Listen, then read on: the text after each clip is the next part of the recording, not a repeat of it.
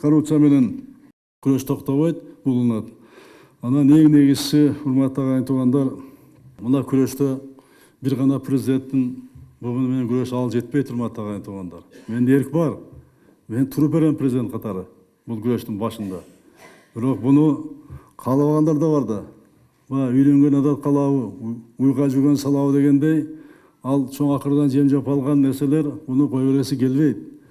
Буну бир гана жалпы эл, жалпы бардыгыбыз көтөрүлүп, ошо каршы тура баштаганда гана токтойт бул, урматтуу агайын туугандар. Коррупция менен аралашкан кандай чиновник болбосун, кайсы бийлик бутагы болбосун, мына бу жерде отурасыңар да, прокурор, сот отурасыңар, милиция, кызбек, мына силерге бул айткан сөзүм. Жогортон айтып атабыз, бирок кедил жакта дагы бул боюнча бири-бириңе катуу тийбей, мен сага тийбейин, сен мага тийбей деген маселе менен жүрүп атасыңар. Коркпой бул боюнча күрөш керек. Эгер андай кылбасак, анда мамлекетибизге, элибизге келечеги кыйын болот, оор болот.